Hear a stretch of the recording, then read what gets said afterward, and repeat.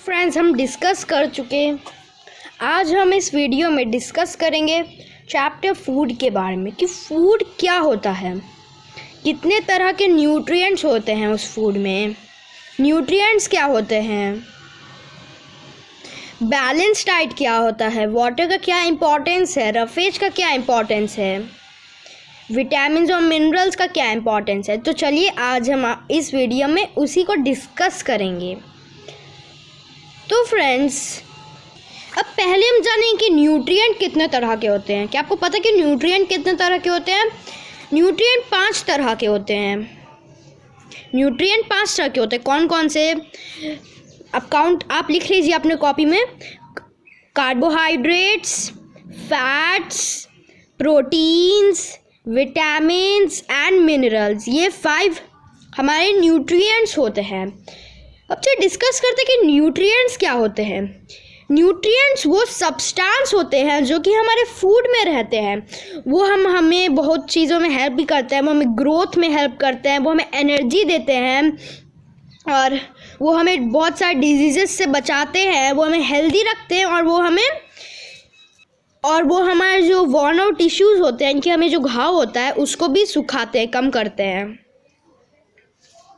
तो चलिए अब हम पढ़ेंगे एनर्जी गिविंग फूड में कौन कौन से न्यूट्रिएंट्स होते हैं और उन न्यूट्रिएंट्स के एग्जाम्पल्स क्या है।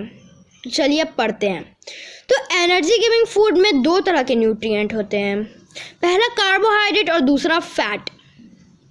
अब कार्बोहाइड्रेट हमें एनर्जी देता है, लेकिन फैट्स हमें एनर्जी तो देता है लेकिन साथ में हमें वार्म भी रखता है, यानी कि हमें गर्म भी रखता है। तो क्या आपको ये पता था? कार्बोहाइड्रेट्स के एग्जाम्पल्स क्या है? अब जो मीठा मीठा चीज़ है ना, वो सब कार्बोहाइड्रेट्स है, जैसे कि पोटैटो, शुगर केन, ये सब आपके हो गए कार्बोहाइड्रेट्स के एग्जाम्पल्स। अब फैट्स के एग्जाम्पल क्या होंगे? फैट्स के एग्जाम्पल मतलब जो हमें मोटा करते हैं, जो हमें मोटा करते हैं। तो कौन कौन से होंगे? ऑयल, घी, बटर, ये सब फैट्स के एग्जाम्पल्स होते हैं। फ्रेंड्स, अगर आपको मान लीजिए कि अगर आपको जल्दी अभी एनर्जी की ज़रूरत है, तो एनर्जी तो दोनों देता है, कार्बोहाइड्रेट और फैट्स एनर्जी दोनों देते हैं, लेकिन सबसे तेज़ एनर्जी अगर आपको अभी एनर्जी की ज़रूरत है तो आपको कार्बोहाइड्रेट्स के जो रिच सोर्स है वो खाने होंगे। जैसे कि आप शुगर खा सकते हैं, आप पोटैटो खा सकते हैं, आप शुगर केन ले सकते हैं। तो फ्रेंड्स, क्या आपको पता है कि 1 ग्राम फैट्स में कितने किलो कैलोरीज होते हैं?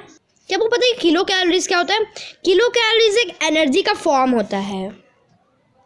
जैसे कि वेट का हो जाता है केजी, ग्राम, वैसे ही ये किलो कैलोरीज एनर्जी का है। तो अगर अब मैं आपसे पूछूं कि 1 ग्राम फैट्स में कितने किलो कैलोरीज एनर्जी होती है, तो आप क्या बोलेंगे? 9 किलो कैलोरीज एनर्जी होती है 1 ग्राम फैट में। अगर मैं आपसे वही पूछूं कि 1 ग्राम कार्बोहाइड्रेट में कितनी किलो कैलोरीज होती हैं, तो 1 ग्राम फैट में 4 किलो कैलोरीज रहती है। ये आप याद रखिएगा, ये बहुत इंपॉर्टेंट है। अब चलिए हम जाते हैं बॉडी बिल्डिंग फूड की तरफ। अब बॉडी बिल्डिंग फूड में कौन से न्यूट्रिएंट होते हैं? बॉडी बिल्डिंग फूड में प्रोटीन्स होते हैं। याद रखिएगा, बॉडी बिल्डिंग फूड में प्रोटीन्स होते हैं। और प्रोटीन्स हमें किन किन चीज़ों में हेल्प करते हैं?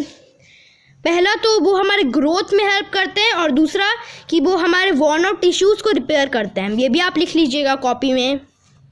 जैसे कि एग आप खा लेंगे तो आपको मिल जाएगा, फिश खा लेंगे, मिल्क खा लेंगे, चीज़ खा लेंगे, तो इन सब में आपको प्रोटीन्स मिल जाएगा, यानी कि बॉडी बिल्डिंग फूड। अब हम जानेंगे प्रोटेक्टिव फूड। प्रोटेक्टिव फूड क्या होता है? प्रोटेक्टिव फूड में कौन कौन से न्यूट्रिएंट्स होते हैं? अब प्रोटेक्टिव फूड में 2 न्यूट्रिएंट्स होते हैं। कौन कौन से? विटामिन्स और मिनरल्स। अब इसका ना प्रोटेक्टिव फूड क्यों रखा गया है? कि ये हमें डिजीज़ेस से प्रोटेक्ट करता है और हमें स्टेक हेल्दी रखने में मदद करता है। आपको विटामिन्स तो पता होंगे, जैसे A, B, C, D, E, K, ये सारे हमारे विटामिन्स हो गए।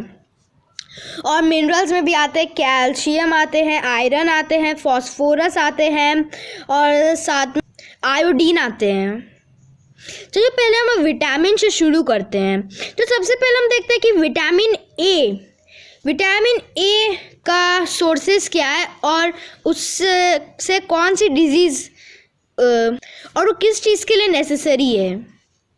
तो विटामिन ए में कैरेट, मिल्क, ये सब है। और सबसे इम्पॉर्टेंट है कौन सा? येलो फ्रूट्स, जैसे कि मैंगो और पपाया। मैंगो क्या आपको पसंद है? मुझे कमेंट सेक्शन में ज़रूर बताइएगा। तो मैंगो और पपाया सबसे इम्पॉर्टेंट है, यानी कि येलो फ्रूट सबसे इम्पॉर्टेंट है। अब ये हमें किस चीज़ से बचाता है? अब अगर हम लोग ये नहीं लेंगे तो हमें एक डिजीज़ हो जाएगी जिसका नाम है नाइट ब्लाइंडनेस।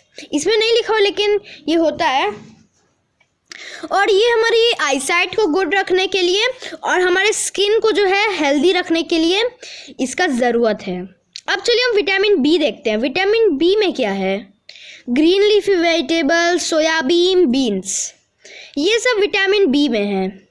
अब विटामिन बी किस चीज़ के लिए एसेंशियल है?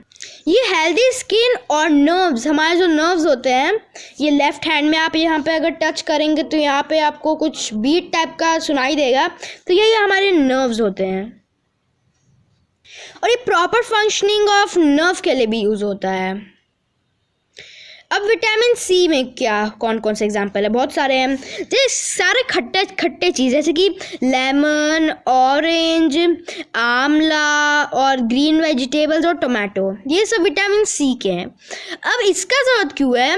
इसका ज़रूरत इसीलिए है, प्रॉपर फंक्शनिंग, ब्लड वेसल्स जो हमारे होते हैं उसका प्रॉपर फंक्शनिंग करने के लिए, और हमारा जो हीमोग्लोबिन होता है हमारे ब्लड को रेड रखने के लिए हेमोग्लोबिन की मदद से। हेमोग्लोबिन वो पिगमेंट है जो हमारे ब्लड को रेड रखता है, हेमोग्लोबिन से ही। अब विटामिन डी देखते हैं। सनलाइट हो गया, सनलाइट हो गया, मिल्क हो गया और कॉड लिवर ऑयल। अब कॉड लिवर ऑयल, अगर आपको विटामिन डी चाहिए तो कॉड लिवर ऑयल आपको लेना पड़ेगा, और सनलाइट भी इम्पोर्टेंट है। वैसे विटामिन मिल्क सब में है, बस वो विटामिन सी में नहीं है। ओके, और उसका विटामिन डी का ज़रूरत किस लिए है? हमारे बोन्स को हेल्दी रखने के लिए, हमारे टीथ को हेल्दी रखने के लिए। ओके, आपको विटामिन समझ में आया? तो हम मिनरल्स के बारे में जानते हैं, उनके सोर्सेज और उनके क्या फंक्शंस हैं। सबसे पहले हम जानेंगे कैल्शियम के बारे में। कैल्शियम में हो गए मिल्क और ग्रीन लीफी वेजिटेबल्स। अब इसका इम्पॉर्टेंस क्यों है? हमारे बोन्स को हेल्दी स्ट्रॉन्ग रखने के लिए, हमारे टीथ को भी स्ट्रॉन्ग रखने के लिए। और अब फास्फोरस की बात करते हैं। फास्फोरस का क्या ज़रूरत है? अब इसका सोर्सेज है milk, egg, fish, pulses, green vegetables. अब ये किस लिए एसेंशियल है? ये भी इसका भी वही फंक्शन है कि it keep our bone strong and teeth healthy. अब चलिए विटामिन सी, आयरन की तरफ चलते हैं कि एक्चुअली ये विटामिन सी का मैंने थोड़ा गलत बता दिया था। विटामिन सी हमारे ब्लड वेसल्स को सही रखने के लिए, उसका प्रॉपर फंक्शनिंग के लिए, और गम्स को हेल्दी रखने के लिए, और जो हमें घाव होता है ना उसको कम करने के लिए, उसको हील करने के लिए। हाँ, तो अब हम क्या पूछ रहे थे? हम आयरन कर रहे थे। हाँ, तो आयरन में कौन कौन से होते हैं? आयरन में आपके मेन होते हैं नट्स, एप्पल। ओके, अब आयरन का उस लिए ज़रूरत होता है। आयरन का ज़रूरत किस लिए होता है? हमारे ब्लड को रेड रखने के लिए with the help of the haemoglobin, और हमें इन्फेक्शन से बचाने के लिए भी। चलिए हम देखते हैं आयोडीन। आयोडीन के एग्जाम्पल क्या हो गए? जैसे सी फूड हो गए, फिश, प्रॉन या आयोडाइज टेबल सॉल्ट हो गए। अब इसका किस लिए है?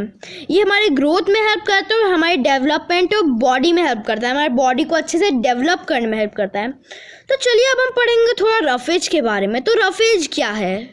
अब रफेज एक फूड फाइबर है। वो एक फाइबर है जो कि हमारे फूड में प्रेजेंट होता है।